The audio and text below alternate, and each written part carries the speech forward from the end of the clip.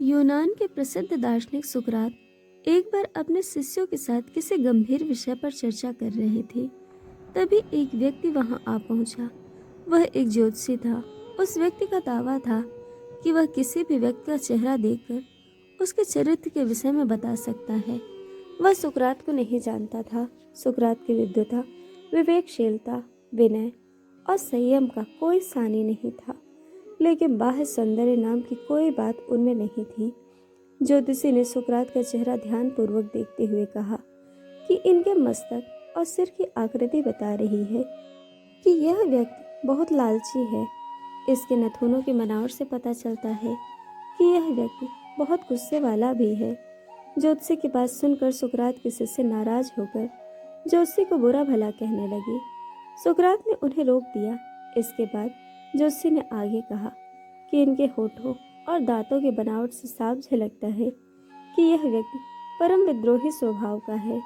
यह व्यक्ति न केवल स्वयं हमेशा विद्रोह करता रहता होगा, बल्कि दूसरों को भी विद्रोह के लिए प्रेरित करता होगा। इसकी चुंबक बनावट बताती है कि यह व्यक्ति सन की भी कम नहीं और हमेशा बकझक करता रहता है।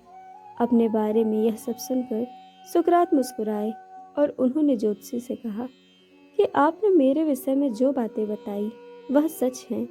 यह देखकर उनके शिष्यों ने सुकरात से इसका रहस्य बताने की प्रार्थना की। सुकरात ने कहा कि ज्योतिषी ने जो कुछ बतलाया है वह सब सत्य है। मनुष्य तो दुर्गुणों का पुतला है और मुझ में भी वे सारे दुर्गुण हैं जो ज्योतिषी ने बतलाए हैं। प्रश्न उठता है कि आप सबको मुझ में वे दुर्गुण क्यों नजर नहीं आते हैं।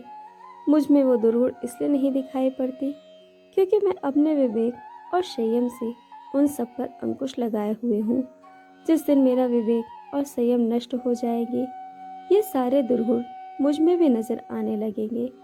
हम सब की स्थिति भी सुकरात जैसी ही होती है। हम सब में अनेक कमियां और दुर्गुण हैं। यह स्वाभाविक भी है।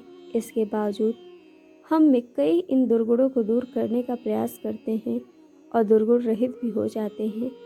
पर आखिर कैसे? मनुष्य एक विवेकशील प्राणी है। मानवता इसी में है कि हम किसी भी तरह प्रयास करके न केवल अपने दुर्गुणों पर अंकुश लगाने का प्रयास करें, बल्कि उन्हें सद्गुणों में बदलने की भी कोशिश करते रहें। कोई यह कहे कि उसमें दुर्गुण या गलत आदतें नहीं हैं, तो यह सत्य नहीं है। हम सब में ही अनेका एक छिपे हुए दोष विद्यमान हैं। क्रोध पर नियंत्रण से हम धैर्यवान बन जाते हैं, तो अहंकार को त्यागने से विनम्र। हमारे जितने भी सद्गुण हैं वे सब दुर्गुणों पर विजय पाने के कारण ही हैं। यदि व्यक्तियों में दुर्गुण नहीं होते तो सद्गुणों का महत्व भी नहीं होता।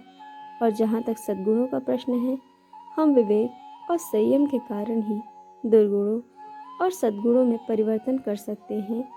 यदि हम में दुर्गुण है तो कोई बात नहीं, विवेक का अभाव नहीं होना चाहिए। हमें अपने मन पर काबू पाने का प्रयास करते रहना चाहिए। यही वास्तविक योग है। विवेक को मरने मत दीजिए।